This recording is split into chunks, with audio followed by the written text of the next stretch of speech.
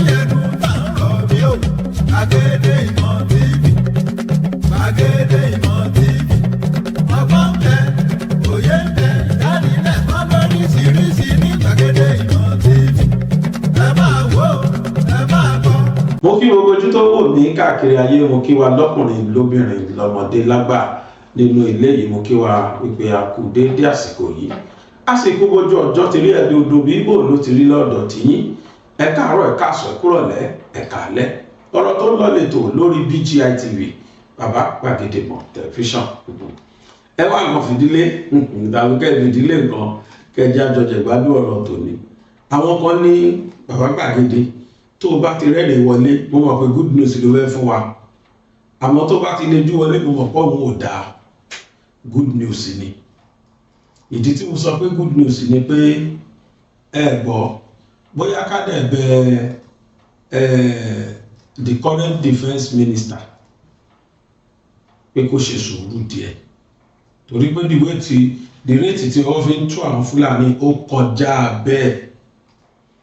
Àwọn mẹ́ta kan wà tí wọ́n jẹ́ major player nínú ká negotiate àti ká finance àwọn Fúlàní agbénipa.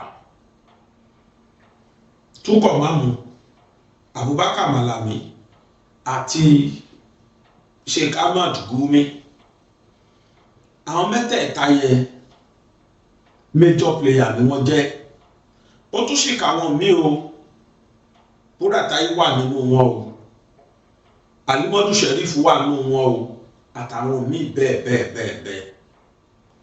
Ṣùgbọ́n lọ́wọ́lọ́wọ́ yìí àwọn tí DSS ti tọ́ná sí fùrọ̀ wọn, kódà tọ́rọ̀ wọn ti dé court, òun làwọn méjì, Abubakar Malami, Túnkọ̀ Mámù. Ṣẹ́ra àwọn méjèèjì wọn lè bọ́nú ẹ̀. Ohun tó ń dùn mí ni pé Abubakar Malami yẹn ti jẹ Attorney General of the Federation láyé ọ̀gá gbogbo wọn tí ń ṣe Muhammadu Buhari.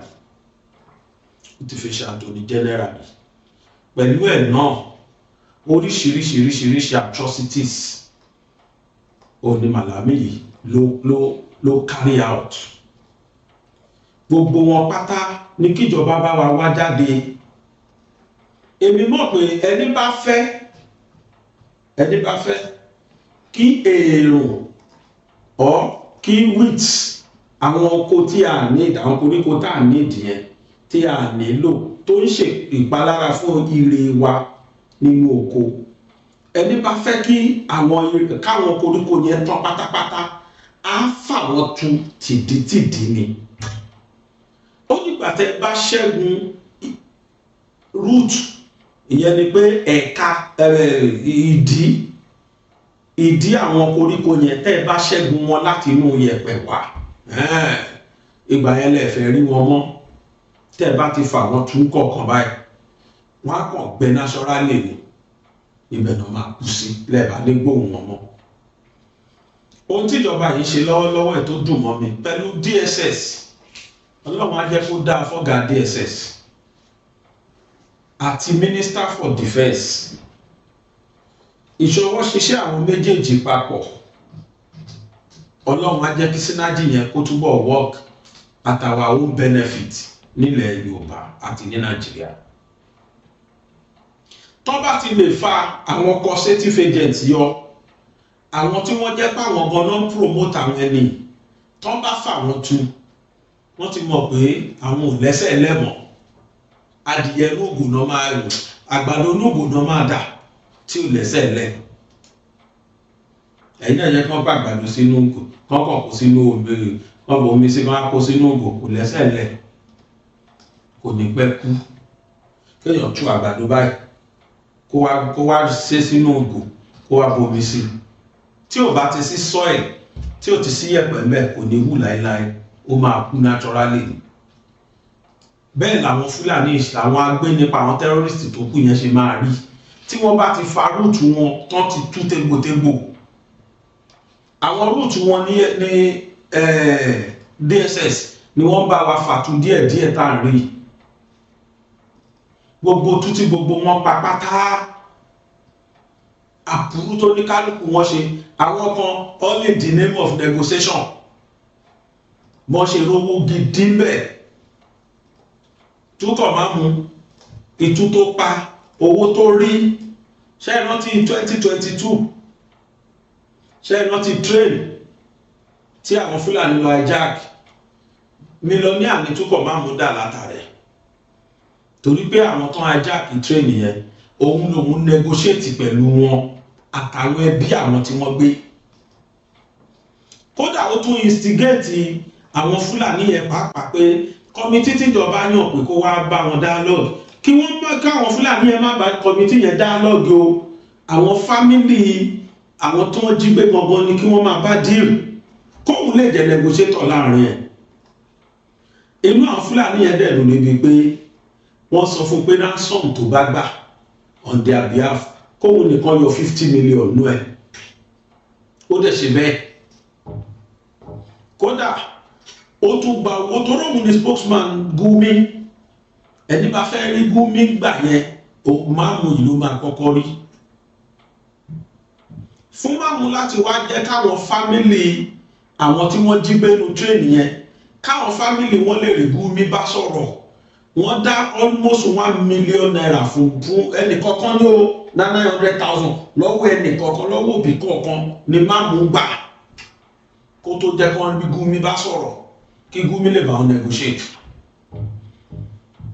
tí Máàmù gbà lọ́wọ́ òbí kọ̀ọ̀kan wọn atrocities yẹn is just too alarming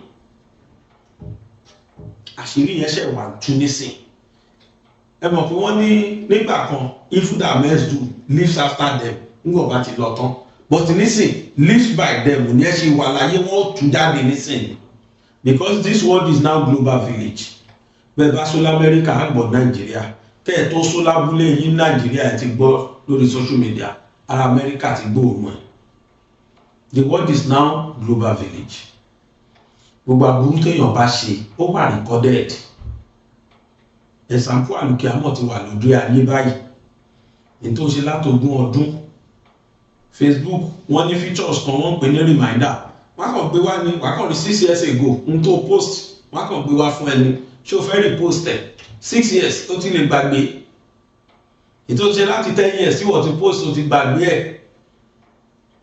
Facebook akọ̀ tó bẹ́ẹ̀ gbé wá ní wọ́n kàn sọ pé 10 years reminder ṣé o tún fẹ́ post ẹ̀ ìwọ náà wá rí bó ṣe rí gbà ẹ̀ bọ́lá ṣe máa gbé reminder wà bẹ́ẹ̀ ní kọ̀ọ̀kan wà ní ẹ lálùkẹ́ ọ̀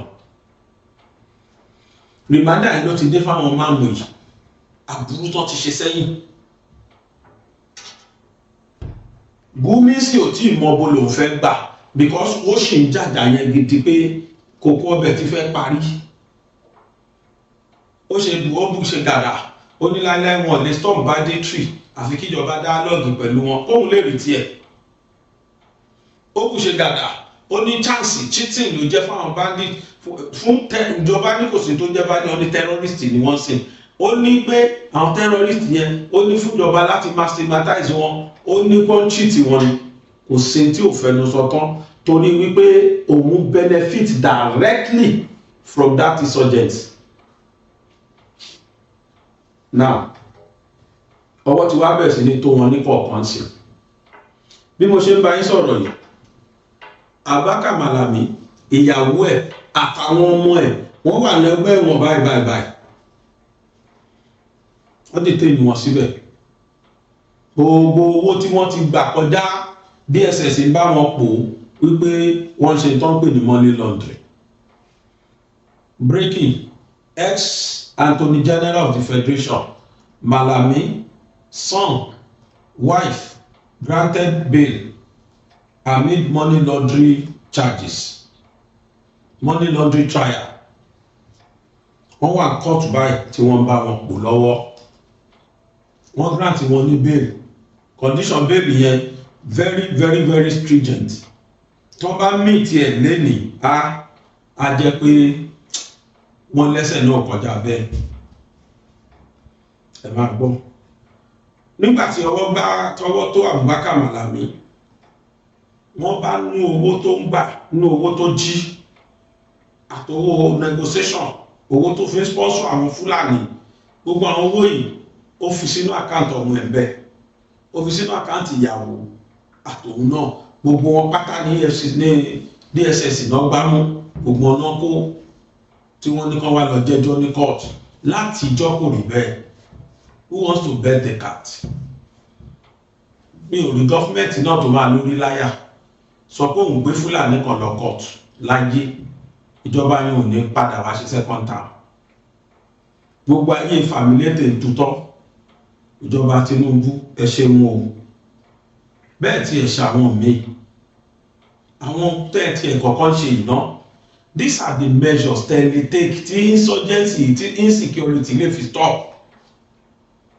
Nígbà tẹ́ bá gbé gbogbo wọn ní Dubai bá wa expose nígbà kan láyé Buhari never said anything, kò react sí rárá kò tí ẹ rí o. Nínú wọn Gumi wà náà àwọn tó ń kà. Gumi wà Saudi gbà yẹn, Saudi government detain Gumi. Dubai government ló bá wà announce wọn gbà náà gbogbo àwọn tí wọ́n ń ba ayé jẹ́. Àwọn tó wà Dubai nínú wọn gbà náà Dubai government tí wọ́n mọ́lé láwọn tí wọ́n sponsor àwọn Fúlàní àtàwọn tó negotiate pẹ̀lú wọn. Bó ṣe lárí pé Buhari ó fọwọ́ pa wọ́n lórí Nàìjíríà ni àwọn tó wà Nàìjíríà tí Dubai tó announce. Buhari ò tí ẹ̀ rí wọn rò, ó fọwọ́ pa wọn ní ọkọ̀ náà tún wà ní ìjọba ẹ̀ kò ríro. Bọ́ tíjọba Tinubu bá wá gba àwọn aláṣẹ láyé ó yẹ máa túfùrọ̀ wọn mi lè sọ sí inú dúdú ló máa jẹ́ fún wa. Bọ́ ṣe ń ṣe wọ́n yìí the best. Nígbà tó ká Túrújì Bello Túrújì ó sákiri orí gbọ́nà ti pin. Ó sọ̀rọ̀ lẹ́nu mo rí kàmbí kan pé nítorí tí US bá wá ṣe fún nǹkan wá ṣe owó sákiri mọ́. Nígbà tó ní wọ́n ti kọ́ òsì kan náà wọ́n dẹ̀ pàṣẹ pé kán lọ jí àwọn kan gbé, wọ́n dẹ̀ jí wọn gbé lóòótọ́. Ó ní tí US bá máa ṣe anything kan wá ṣe fún òun. All of them now ilé ògbà ọ̀nà àgbàna ògbà ló ṣe wí àràgbà ló ń bá kiri. Crash program náà dẹ̀ ṣe ń sìn irú tó fi jẹ́ tẹ́lẹ̀ àìmọye tó ti máa wà náà pààyàn kéèké. Wọ́n á ṣe tán wá sápamọ́ sẹ́yìn ni.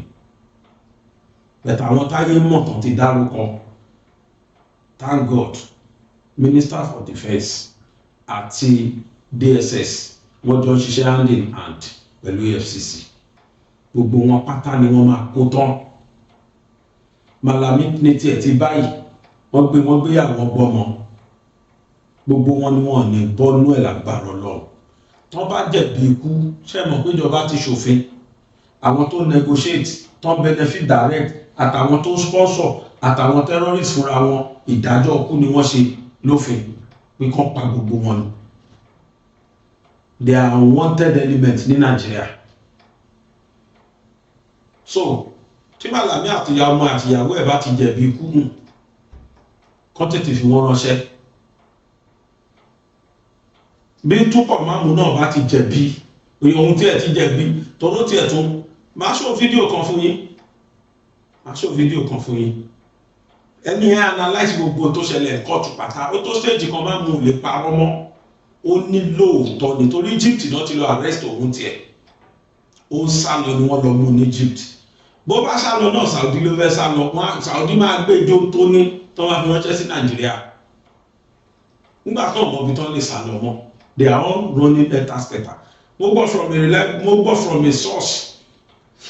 I don't know how reliable that story is. Wọ́n sọ pé Sultan Sokoto bọ̀ òsì láàfin mọ́ wọn ló ti sá. Àmọ́ bí tó sá lọ. Tó bá jẹ́ lóòótọ́ ni Kùndùsì fúnjọba tó wà níta yìí. Kùndùsì fún yín. Wọ́n ti ṣe tiwọn sẹ́yìn. Àwa náà bẹ̀rẹ̀ tiwa báyìí. And má jẹ́ kí n gbàgbé thanks to Donald Trump. Yes, I must not undermine the effort of that man. I must not undermine his effort to secure Nigeria and Nigerians to save us from this insecurity. Ìdùnnú ló jẹ́ fún wa. Thank you. Now, moving on.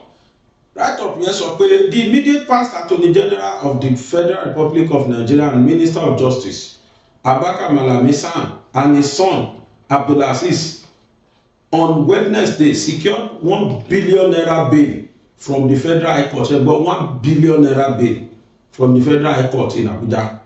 The court, presided over by Justice Emeka Nwite, also granted bail of 500 million to Malami's wife, Adia Bashir Asabe, who is also a defendant in the case. Which case? Ejama Kalo.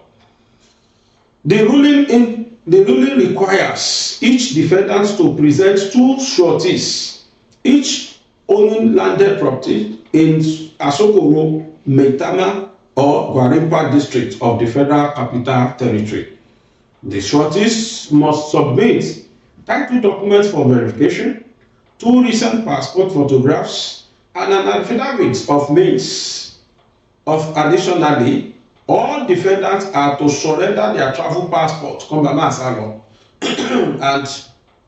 are prohibited from leaving the country without court permission. The court held that the defendant should remain in custody pending the fulfillment of bail conditions. The trial has been adjourned to February 17th. Malami, who served as Justice Minister from November 11, 2015 to May 29, 2023, under former President Muhammadu Buhari, faces a 16-count money laundering charges. He was arraigned alongside his son and wife, Asabe, who was reportedly employed by Rahmania Properties Limited, allegedly used to conceal proceeds of unlawful activities through property transactions. The Economic and Financial Crimes Commission claims the defendants laundered approximately 9 billion naira between July 2022 and June 2025. Malami allegedly used Metropolitan Auto Technical Limited to conceal over 1.01 billion naira in a Sterling bank account. He and his family were also accused of diverting about 600 million naira between September 2020 and February 2021 and returning 600 million naira in March 2021 as collateral for a 500 million naira loan obtained by Rehan Hotels Limited. Despite knowing the funds were proceeds of crime, the defendants are said to have violated multiple provisions of the Money Laundering Provisions Act 2011 investigators, bank officials, real estate agents, and bureau de change operators are among those expected to testify against them. Tabakri Malami nìyẹn ibi tán ti ń rówó tó fi ń fọ́ǹdà àwọn Fúlàní nìyẹn. Ó sì kọ́ Alimọ́dù Sheriff tọwọ́ sì máa bà náà. Ẹ gbọ́ pé wọ́n gbé ọba kan láìpẹ́ yìí. Now wọ́n wá pè nìkan ní túkọ̀ mámú. Ok, ó tún sì kọ́ ẹnìkan again tí wọ́n mú wọ́n tún mú kan Yusuf. Eléyìí ní major security breakthrough in Nigeria. Nigerian security forces have successfully arrested Sheriff Umar, also known as Yusuf. Yusuf no máa ń pò hún tiẹ̀, morúkọ ẹ̀ gangan is Sheriff Umar. Identified as the top coordinator of a Boko Haram suicide bombing network. Ṣé gbọ́? Òun ti tiẹ̀ àwọn Boko Haram ló ń bá deal, àwọn suicide bomber lòun bá deal ti tiẹ̀, ọwọ́ ti tóun náà. How Umar, only key fact, how Umar was identified following an intelligence-led operation in Maiduguri. Òun tún sì báṣẹ́ lọ tiẹ̀ tẹ́lẹ̀ ni, but Ọlọ́run lọ́jọ́ wo ẹja máa gbọ́. Umar was identified following an intelligence-led operation in Maiduguri on December 31st, 2025, where 14 suspects were initially captured. Lead attack. He is the alleged mastermind behind the devastating Gamboru Market mosque bombing on December 24, 2025. Significant. This arrest is a critical win in dismantling terrorist operations in the northeast. confirmed by official military source. Investigations are ongoing to fully dismantle the network. Ẹgbẹ́ táwọn dálẹ̀ nìyẹn. Boko Haram làwọn promote. Gbogbo àwọn intelligence wọ́n fún wọn níbọn, wọ́n gbogbo làwọn ológun wà, wọ́n gbogbo ọ̀nà ṣe lè escape iṣẹ́ Yusuf yìí ni. So ní kọ̀ọ̀kan ìjèjì sìn, rúùtù yẹn níjọba yìí fàájú tínú mi dẹ̀ dùn sí. Ìsìn ni mo mọ̀ pé lóòótọ́ la ṣẹ̀ṣẹ̀ fẹ́ kọ́ọ̀bù insurgency. Ṣé ẹni ká pè wọ́n tẹ́lẹ̀ kán máa bribe wọn, kán máa bá wọn negotiate, à ń tanra wa tẹ́lẹ̀ ni. Bóyá ọ̀rọ̀ tá à ń sọ ni o, bóyá lẹ́ni pé Tinubu jókòó ni o, bóyá I don't know, bóyá àwọn governors tó dẹ̀ bí campus APC ló fọkàn ẹ̀ balẹ̀ o, but we can see it now that that man doesn't care anymore. Bóyá náà ti dìbò fún wa, àmọ́ dìbò fún, he doesn't care. Ó tiẹ̀ ti fà ibi bọ́ọ̀lù ẹ̀dẹ̀ sí, ó ti fọ́ wọn lẹ́nu bí ó ti sọ wọ́n di wèrè láàrin wọn ara wọn bẹ́ẹ̀. They are now all rushing to APC now. Wàhálà tí wọ́n nìyẹn. Ìtókùn àwa ni wípé àní báwo làwa ṣe máa bọ́ lọ́wọ́ insurgency? Báwo la ṣe fẹ́ bọ́ lọ́wọ́ wàhálà ìgbénipa ìgbésùnmọ̀mí? Kẹ́ni tó wà ní south ká lè lọ north ká lọ ṣòwò ká padà wá kí nǹkan kan má bà wá lẹ́rù bíi tàtijọ́. Tẹ́mi bá máa lọ Àbújá tẹ́lẹ̀, mo fẹ́ràn mọ́tò alẹ́ gan-an. Torí tílẹ̀ bá máa mọ́ báyìí, ẹ máa jí sí Jàbí ní Jàbí park lẹ máa jí sí láàárọ̀ ọjọ́ kejì. Monday journey yẹn máa so smooth. Ẹ ní bá bàríà àkọ́kọ́ lọ́nà. Àwọn amúrọ̀bà nìkan ni bàríà tó máa ń wà lọ́nà. Tó bá dẹ̀ ti rí pé mọ́tò kan gbé escort méjì, wọn ò ní dá ìlànà. But nísìn, kódà escort làwọn Fúlàní máa kọ́ target náà máa kọ́ fọ́ lórí. Ẹni bá fẹ́ take risk ààrẹ ló wọ mọ́tò lọ Àbújá sí. Kẹ́ẹ̀fẹ́ lọ Kánò, kẹ́ẹ̀fẹ́ lọ ra aṣọ. Tẹ́lẹ̀ a máa lọ Kánò ṣe ni a máa lọ ra aṣọ, a máa lọ ra Guinea, tá máa tà ní owó pọ́kú bí tá máa rí ti wá bẹ́ẹ̀. Àwọn pẹpẹ fíìmù tá máa lọ Kánò lọ rà wá. Láyé ìsìn kò sì wú ẹ̀ mọ̀, àfi bẹ́ẹ̀ bá máa wọ plane. Gbogbo èrè tó yẹ kẹ́ ẹ jẹ́ ẹ ti fi wọ plane tán. Àbí ta ló fẹ́ kú? Láti bí ìsìn Kánò pẹ̀lú ògo Ọlọ́run tó yóò bá ṣọ́ra. Tó bá wọ mọ́tò, wọ́n á gbé kó tó dọ̀hùn. Wọ́n á máa ní kọ́ 100 billion, 100 million, 200 million wà. Ẹni orí kó yọ ó dilé ni ẹni bá fẹ́ lọ láti west wide lọ sí north. Irú ẹ̀ la fẹ́ kó stop. Ọkọ̀ olóyún ṣebí ìlú ẹ̀ ló ń lọ nísẹ̀yìn. Ọ̀nà iná pa sí àwọn Fúlàní ni. Ìgbà yẹn kò popular. Àṣeyà àti ìmọ̀ àmọ́ ní odó tàbí sí gbà yẹn. Wọ́n ti bẹ̀rẹ̀ iṣẹ́ bẹ̀t kò tí ì di nǹkan táwọn èèyàn kọ bí ara sí. Kò tí ì di nǹkan táwọn èèyàn kọ bí ara sí. But nísìnyí ó ti wá di tọrọ fọ́nkálé.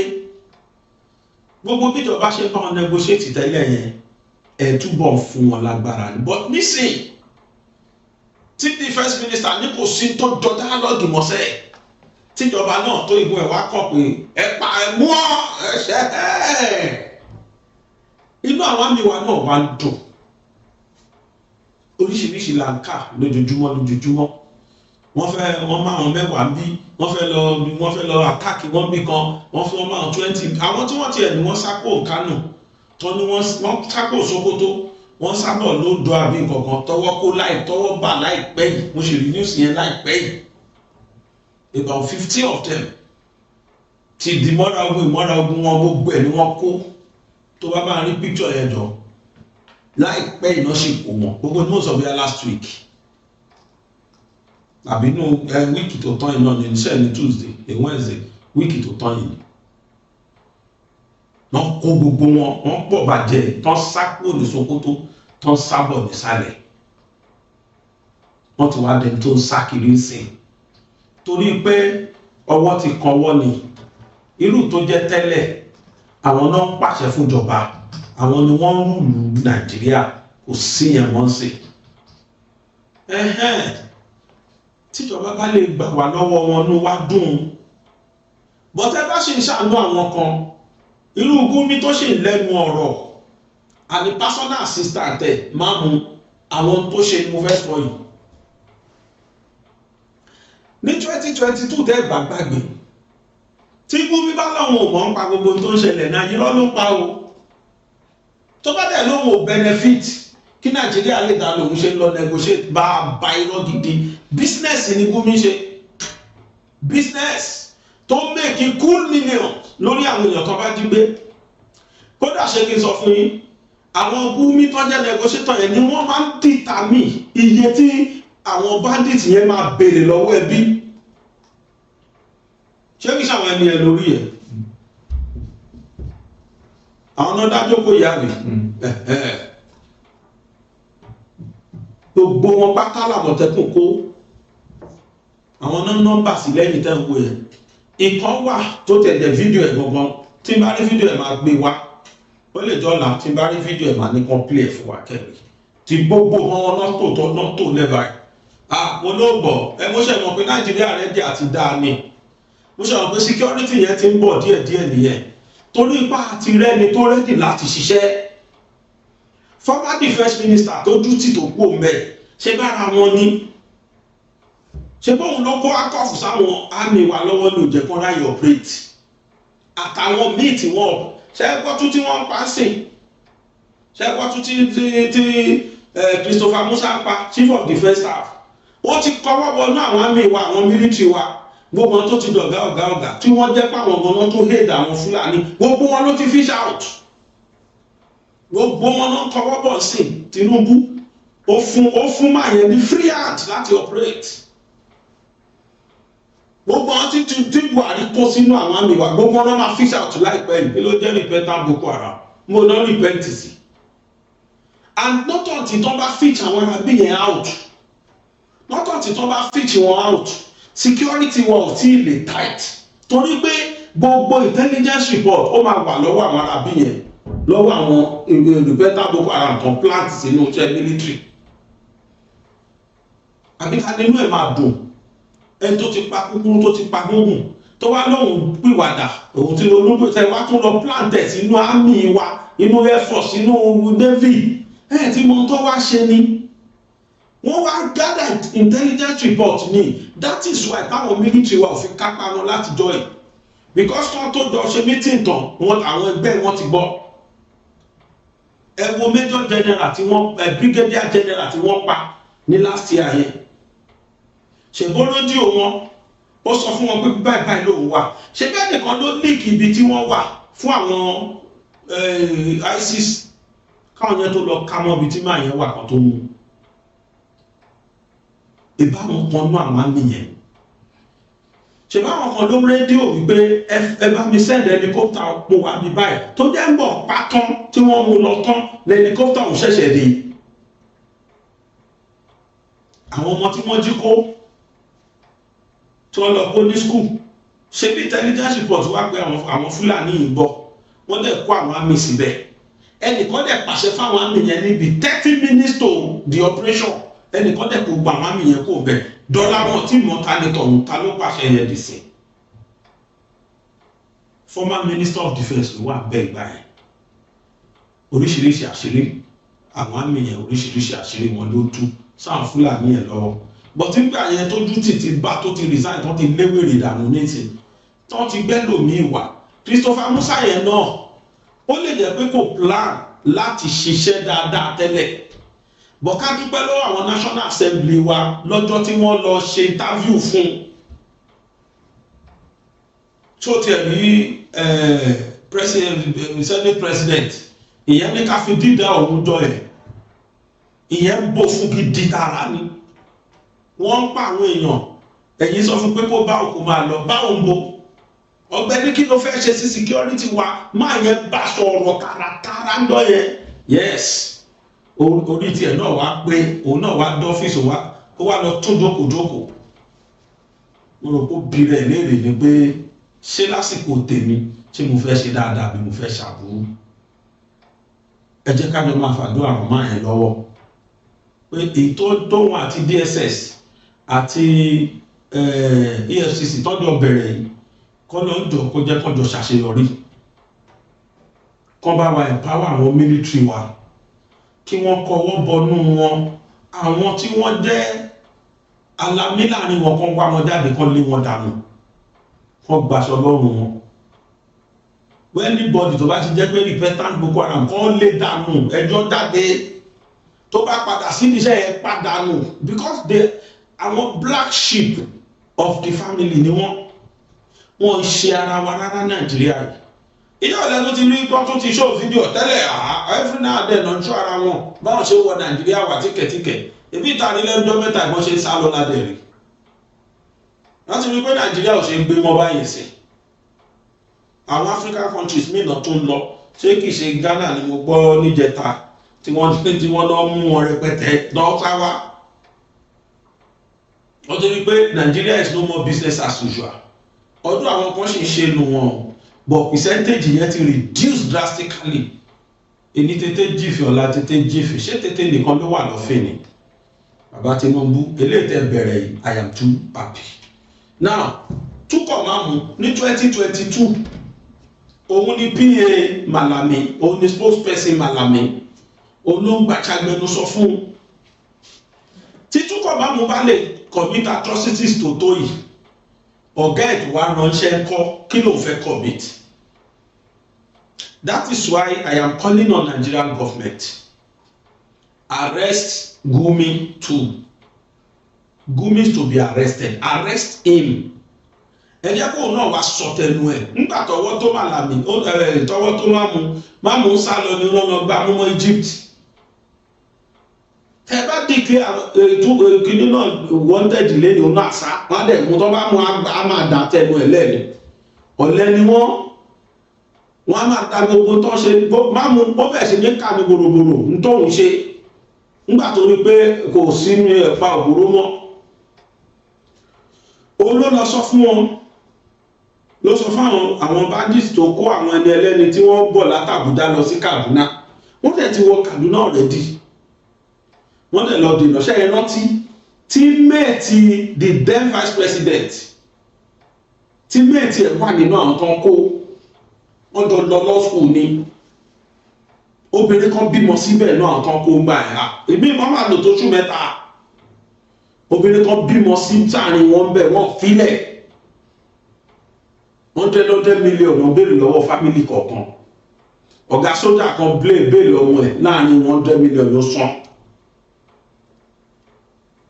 Máàmù yìí ló sọ fáwọn bandits yẹn pé àwọn kọmitì tí Buhari set kí àwọn bandits yẹn má bá wọn negotiate o àwọn òbí gangan ní káwọn bandits yẹn má bá negotiate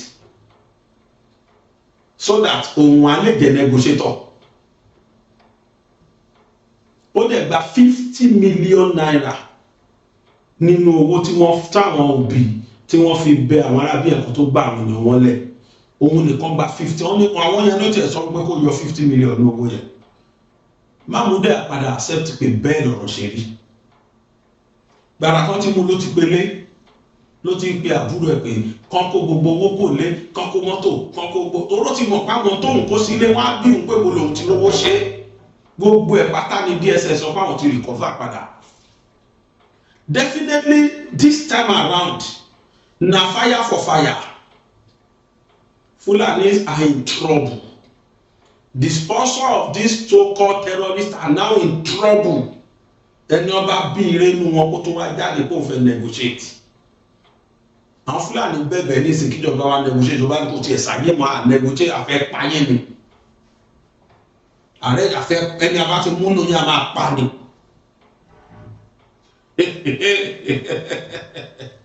Gbogbo atrocities ti máa mú tó kọ̀mítì yẹn máa ní kàn play fún wa ká gbọ́ bọ́kí tó ní kàn play mo ní very very sharing news fún wa mo sọ bí báyìí ní last week pé wọ́n ti fẹ́ máa san owó padà fún àwọn tí wọ́n invest ní last year ìkan nínú wọn message mi ní last week ní ìrántí ni mo ṣe wá fẹ́ lo fídíò yẹn mo ṣe wá fẹ́ lo voice note yẹn sìn ìkan nínú wọn message mi ní last week mo mọ̀ pé ẹnìyàn ti gbowó ẹ̀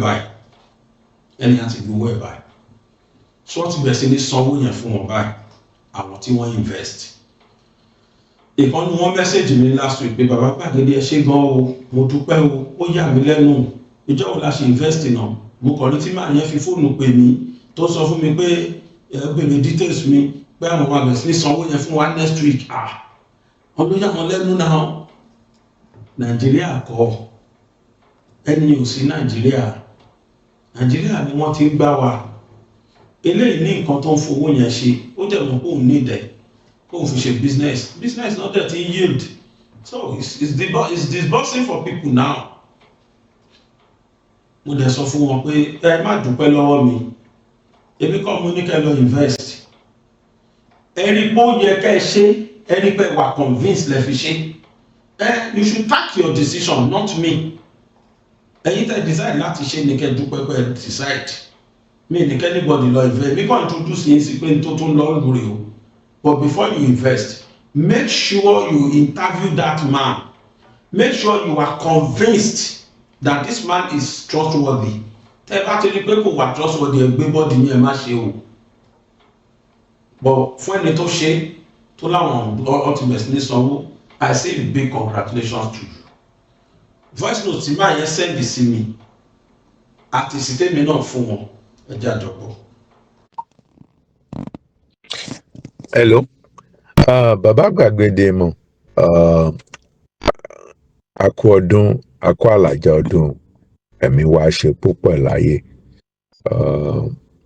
ó ti pẹ́ díẹ̀ tí mo ti gbóhùn yín náà or tí mo ti listen sí program yín but it's just for not for bad things or anything like that mo máa ń gbádùn ètò yín ṣùgbọ́n ìgbà míì àsìkò sí nǹkan tí mo kàn ṣe tún pè náà ni nípa ti investment tí ó come up lórí program yín nígbà kan Mr. Adéwálé Jonathan láti ìlú Canada mo kàn fẹ́ dúpẹ́ lọ́wọ́ yín lórí ètò yẹn ni lórí advertisement yẹn because the man came through. Mo jẹ́ ìkan nínú àwọn investors tí mo invest and I'm reaping the reward or the profit sharing as I was told. Even the profit sharing came too soon. It's supposed to be in February kí n tó rí sharing yẹn but fortunately wọ́n pè mí léni gangan that the sharing is on the way.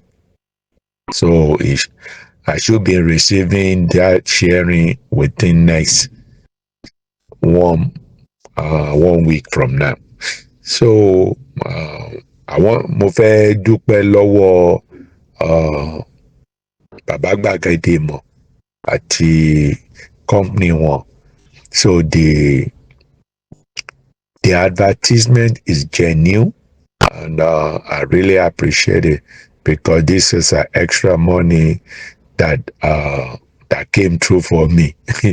So thank you very much and iléeṣẹ́ yín náà a máa gbòòrò sí.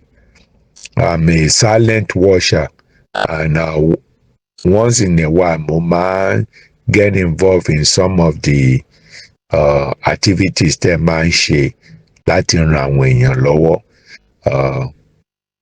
Ọwọ́ yín á máa ròkè. Ọlọ́run tó dáwọ́ lé iṣẹ́ náà kò ní í gbé ọwọ́ rẹ̀ kúrò. Ọwọ́ yín á máa ròkè o. God bless you. God be with you and protect you. And I will be more frequent to your program now more than ever before.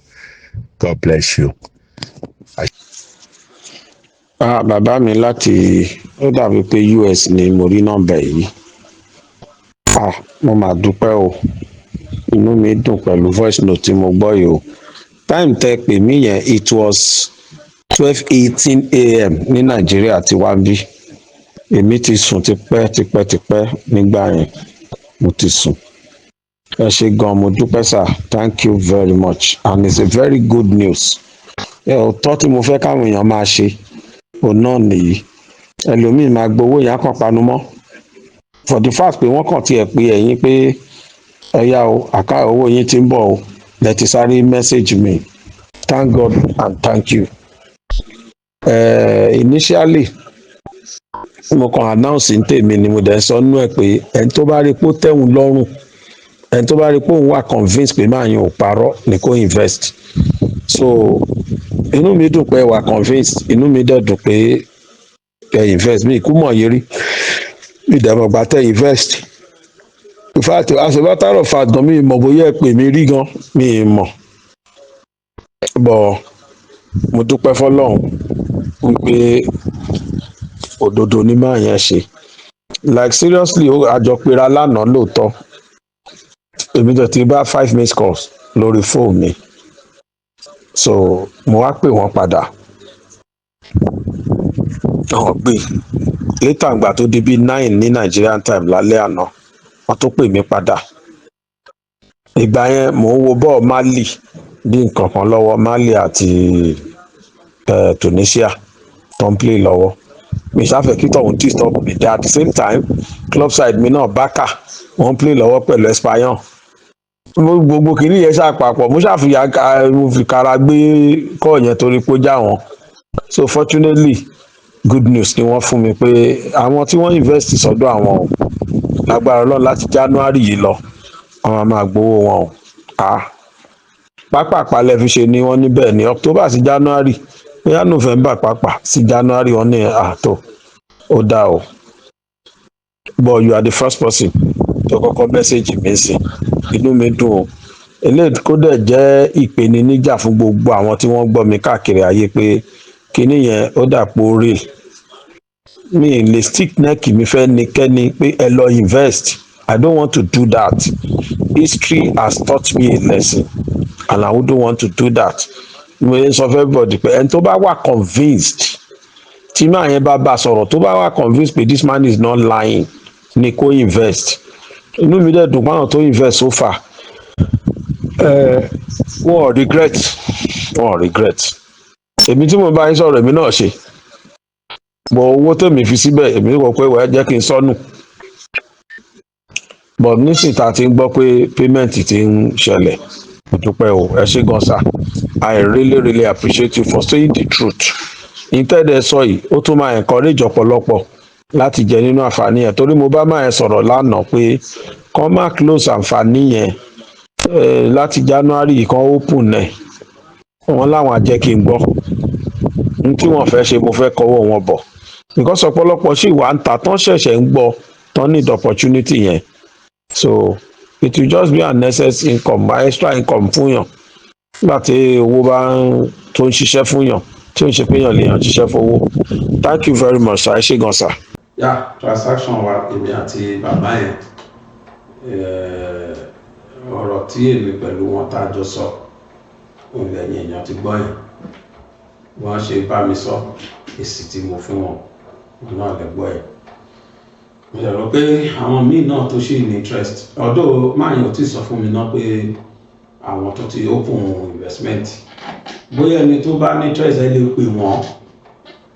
pè wọ́n bá fi nọ́mbà wọn ẹ̀ síta so ẹ lè pè wọ́n náà. Mi mọ̀ wọ́n ti close it as at last year but mi mọ̀ bóyá torí mo appeal sí wọ́n láwọn á pè mí padà wọn ò pè mí dì sí. Mi mọ̀ bóyá sì máa gba àwọn èèyàn láyè àbí wọn gba àwọn èèyàn láyè but mo prefer ẹni tó bá ní interest tẹ́ ẹ bá pè wọ́n tó bá ṣàlàyé rudiment yẹn fún yín tẹ́ ẹ bá wà convinced mo prefer kéèyàn invest but tí ẹ bá ní interest or tẹ́ ẹ invest tí ẹ wà convinced please don't do it if you are not convinced. Mo ti rẹ́ni méjì tó pè mí pé bàbá gbàgede kìíní yẹn àwọn ò trust ẹ̀ lọ́yà àwọn sọ pé káwọn máa ṣe ìdẹ̀ sọ wọn pé that's right. Àràpọ̀ tí mo sọ nìyẹn pé if you are not convinced don't do it.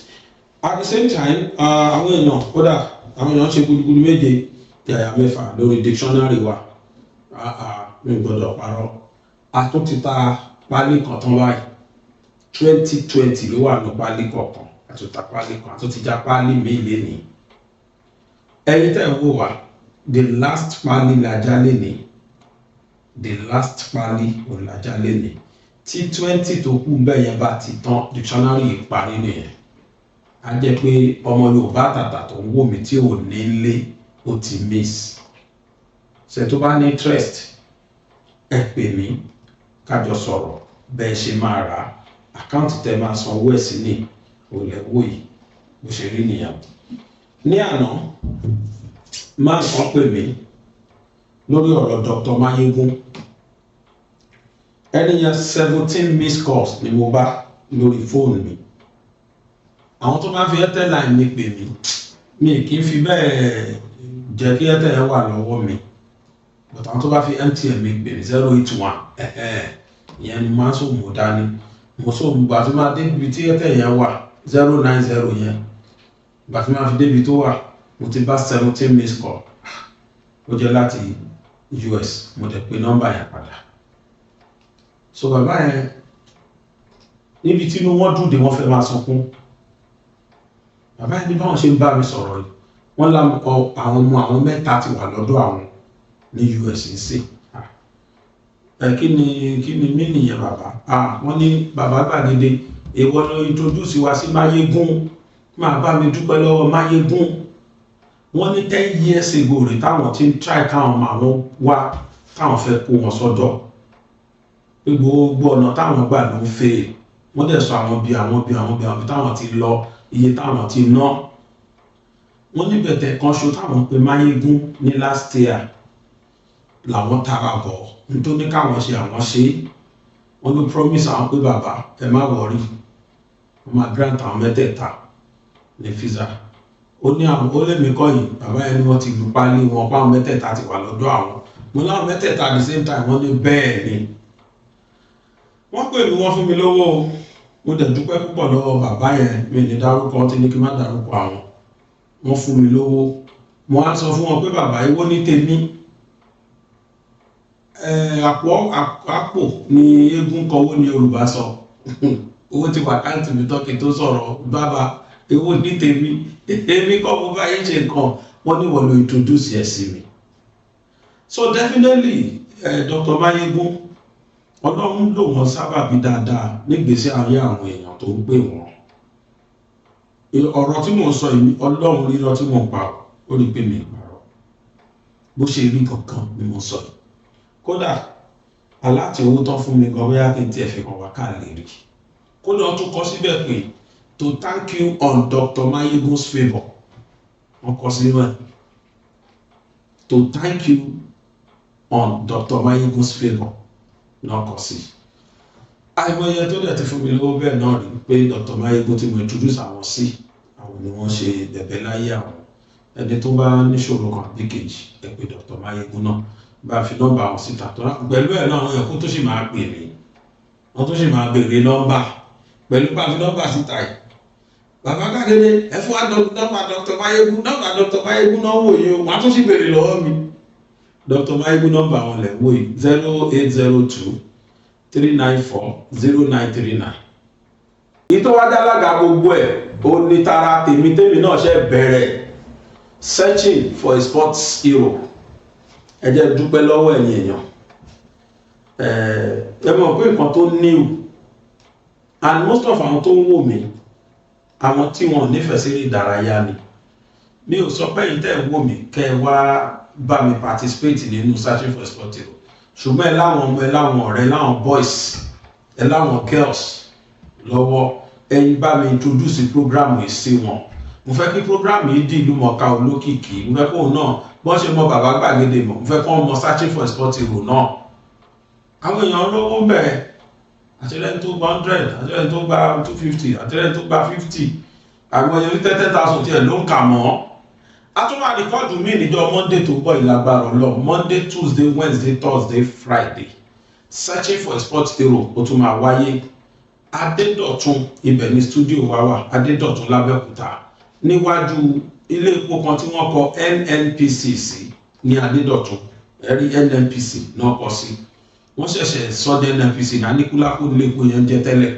nísìnyí wọ́n ti sọ́dẹ̀ NNPC opposite ẹ̀ báyìí ní studio wa wà eléyìí sì 12 13 14 15 4 days la máa fi record ẹ̀ ní oṣù kọ̀ọ̀kan tóṣù yìí sì máa wáyé lọ́ndì 12 13 14 15 that is Monday Tuesday Wednesday Thursday tó ń bọ̀ yìí lágbára Ọlọ́run ọ̀ tẹ́ ẹ̀ bá mú Adédọ̀tun yẹn bóyá yìí bọ́ọ̀lù atọ́nà tó jí ẹ pè nọ́mbà mi 081 30 67 23 61 ẹ pè fóònù nọ́mbà mi máa júwe ibẹ̀ fún yín kò ná yín lẹ́nìtì free of charge ni all you need to do to register ẹ ṣá lọ sí channel wa BGI TV ẹ ṣá lọ subscribe fún wa then àwọn videos méjèèjì àti ṣe episode 1 àti ṣe episode 2 síta episode 1 ni ìmí náà tún wà tá a tún ṣe lẹ́pisode 2 episode 2 ni àwọn méjèèjì yẹn kọ̀ wọ́n kẹ́kọ̀ọ́ láìkẹ́ tẹ́ bá ti láìkẹ́ tí láìkì bá ti pọ̀ nú ẹ̀ YouTube a máa bá wa pín káàkiri á lè go viral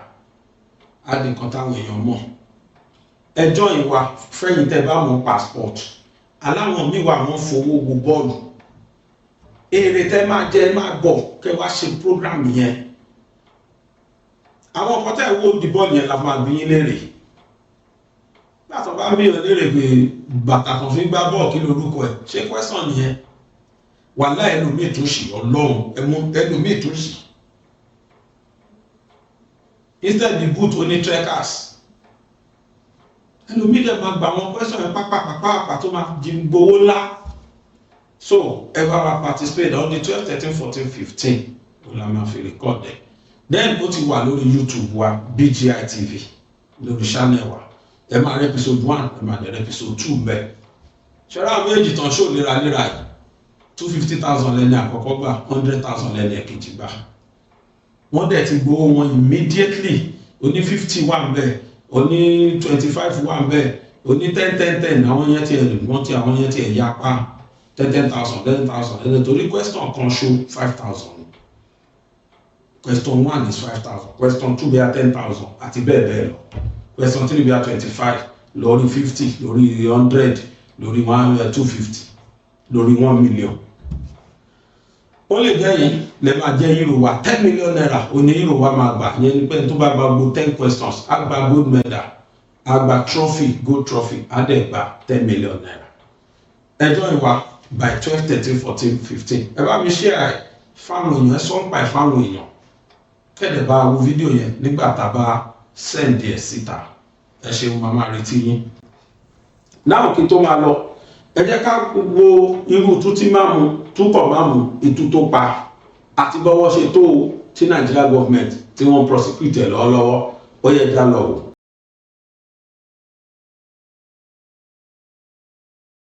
Hello, you are welcome to this class. In this class, we are going to look at how Gumi's aide made millions negotiating for terrorists. For this class, we are going to see everything. Today, it was in court and there were so many revelations. For this class, I will teach you everything in my own way. Let's get started. How he made millions negotiating for terrorists. We'll see everything. Make we start. How Gumi's aide, Tokum Mamu, made millions negotiating for terrorists. According to SSS, that is DSS, the terrorists behind the Kaduna train attack did not only negotiate ransom, they did not only negotiate ransom, they also offered their negotiator, Toku Mamu, a 50 million personal share. He benefited from the ransom. He benefited from the attack that killed some people. He benefited from the attacks where we say some people were in captivity for months. He benefited. Not only negotiating, he benefited allegedly. Yes, 50 million naira. If you know here and where, officially. The offer came from Shugaba, the leader of the terrorist group that attacked the train during Muhammadu Buhari. Gunmen have released 11 passengers who were abducted during a train attack in northern Nigeria at the end of March, a government minister has said. However, dozens are thought to remain in captivity. Armed gangs, known locally as bandits, attacked the train near the northern city Kaduna on March 28th. Video released by the suspected bandits has since shown a number of people in captivity who identified themselves as passengers from the train. And I'm talking on behalf of the government should consider our crime inside. Thank you. This school are you? I'm a student of Kaduna State University. What is wrong? What is wrong? I'm not In which state? Kaduna State. Where are you staying? I'm studying in Kaduna State. Which course? Agriculture. You have a listening ear and accede to what the populace are talking about. Oh, my name is Adedeji. I was going to Kaduna for IHU. Mu ne fasinja da muka taso daga Abuja zuwa Kaduna ranar Litinin. Akwai tsoffi wanda yake isa gwamnati da a dalilin da muka shiga wannan hukunci na rayuwa. See, this was not guesswork. It was played in court. Now court matter with the talk so. From real voice note, take it from Mamu's phones and tablets. This thing wey they talk so now evidence wey they tender for court. No be say anybody they guess. Okay? The phone message. Wetin dey the phone? In the first voice note, Mamu fixed a date for ransom delivery. Say on so date I go deliver the ransom from the family of the victim. In the second, Shugaba praised him, the head of the terrorist, the leader of the terrorist group, praised him. They told him, remove 50 million naira for yourself from the ransom money before you give us. Come off 50 million naira. You have done a great work. In another voice note, their spokesperson, Baba Adamu, asked him for speakers, help us buy speakers, and a public address system for their preaching. And they also asked him to teach them something shocking. What was that thing? How to open a website for their terrorist activities. As I said, they thank him for good negotiation. Then, the secret instruction. What is that? But the court has something more serious. What did they hear? Something the government called key part of the case. What is this thing? Make I show you. According to the government, Mamu advised the terrorists not to negotiate directly with the government official committee. Don't negotiate with them, because at that time when there was uproar, people they shout, family they cry. Government set up a committee to negotiate with the terrorists. He tell them, say, don't negotiate with them. And this committee was set up by the chief of defense staff then to do what? To adult talks for the release of the victims. Instead, he tell them, say, make them negotiate directly with the families of those in captivity. No talk to the government committee. Negotiate with the family so that I go dey involved in the negotiation. The government told the court this change gave him personal access to ransom discussions, confirmations, and deliveries. And that shift from official negotiation to private family middleman negotiation benefited him financially. This is the allegation at the center of the case, in case you don't know. Next, airport scene at Egypt. When Mamu was intercepted in Egypt, because he come up from Nigeria, be like say, no, say they don't dey trail am. Then they call interceptor. Be like say they call make call from Nigeria, say arrest him. That was on his way to Saudi Arabia. He made a phone call while they heard him. He placed a phone call. What was in the phone call? Not a normal call. He told his in-law, Mubarak Tinja, to move cash, cars, and valuables from his house, because if they see this thing from my house, where I go talk say I get the money where I take buy them. Move them fast, Mubarak, move them fast. They don't hold me for Egypt. Move them fast before security agents arrive. When they hold am for Egypt, he know why they hold am. No say na Nigeria government, na their hard work be this. Quickly call home, abeg go fast. Guilty conscience. Luckily, SSS traced everything back. They traced everything. All the cash, cars, and valuables. During the secret search, what do they recover? They recovered about $300,000, local currencies and foreign currencies. They recover cars. Which car? Camry Muscle, Peugeot 508, Lexus, Mercedes E350, Hyundai, a pop shotgun whose license had already expired as at the time when they go search that place. All were tendered in court. All this thing where they tell you for years, so they were tendered in court according to the report. Mamu admitted giving the order to move valuables. He admitted it. He admitted the communications. He admitted the gun was his. But the most painful part, victims themselves wrote statements but refused to appear in court. Why they refused? They said they were too afraid. Also traumatized. Their voices now sit in files. What they wrote now sit in files, admitted as evidence. It's linked to Sheikh Gumi because everywhere is to Sheikh Gumi. You can't call him name without calling Gumi. Who was this guy to Gumi? We could see. But there is another part of this story, one that Nigerians cannot ignore. We not be also ignorant for this class. Okay? Because Tuku Mamu was not just a negotiator. He was widely known as the media aide, as spokesperson of the Kaduna cleric, Sheikh Ahmad Gumi. Okay? A man who became famous, I'm talking about Gumi, nationwide for meeting bandit leaders in the bush, in the forest, are speaking openly about negotiations. Negotiate with them. Negotiate with them. He's still saying it tomorrow. And as you can see in this class, one of his aides is an expert negotiator for terrorists. The man who defended them everywhere, I'm talking about Sheikh Gumi. This person, Tuku Mamu, na he aide. Mamu arranged interviews for Gumi. He issued public statements on Gumi's behalf. He handled communication with journalists on his behalf. And he appeared with Gumi at several public engagements, including some of the cleric's notable visits to bandit-controlled areas. So when the SS told the court that the same person handling Gumi media work was also exchanging voice notes with the trained attack terrorists, Nigeria people, how the Gumi spokesman, the man who communicated for him, became the one accused of receiving ransom, also collecting his own share without rejecting it, even advising them don't talk to government directly, talk to the family, because as long as they want to talk to the family directly, they will involve it. And they agree. You are not even canceling them or what to do. This question is still waiting for answer. What is going on in the cycle of the Gumis? As you can see, March 21st, 2024, who is Tuku Mamu, Gumi's aide, indicted for terrorism financing. Maybe we put Gumi's name on. If you call this name, you must call Gumi.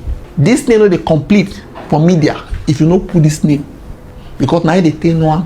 As you can see, Sheikh Gumi's aide, Tuku Mamu, thwarted Nigeria government's efforts to release adopted train passengers. Made victims pay $200,000. Presidential committee member, now they stay this is so against this man. This was October 7th, 2022. As you can see, Gumi's aide, Tuku Mamu, told terrorists to demand money before releasing Abuja Kaduna train passengers. DH2 committee member reviews, just showing you evidences. Nobody manufacture these things. This is an instance of another aide entirely. We don't know his name. This woman don't talk the name. Allegedly, this woman. That time, they kidnapped college students for Kaduna. And this woman, they kidnapped her pikin. And now they tell her, say, allegedly, according to the woman, go Gumi's house, so they go fit help you. Now you go there. They call Waffle Animal, where go help her negotiate. Listen to her.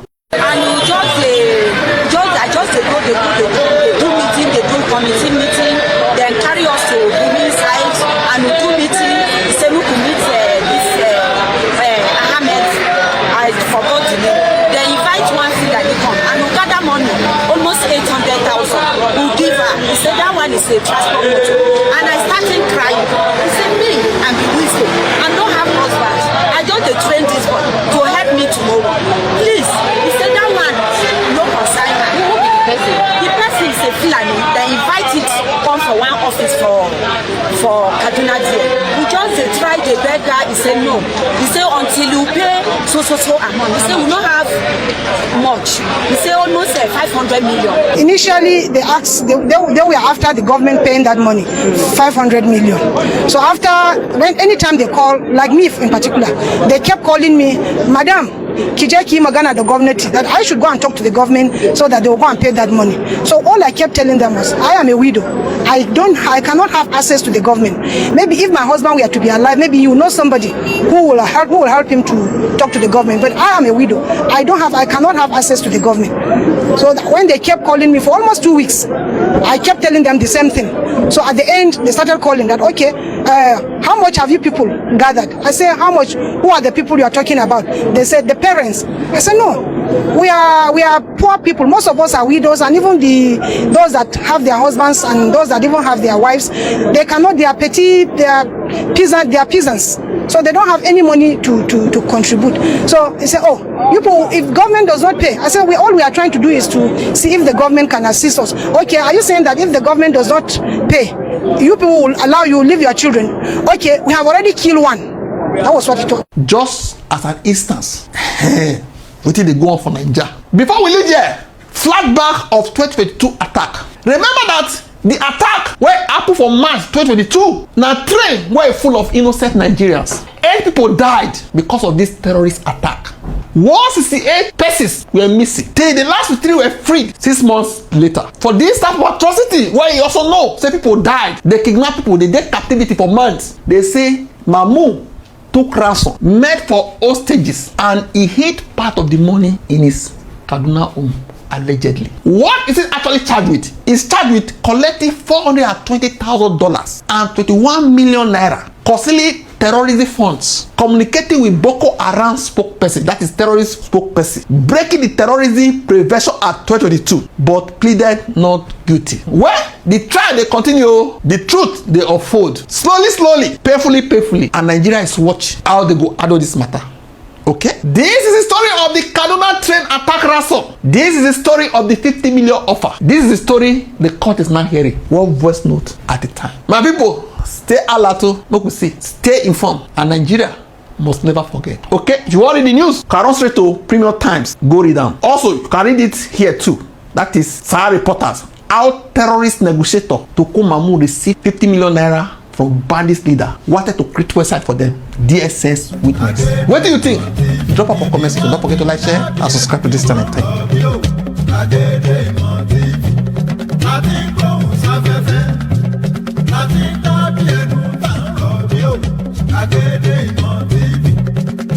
Agede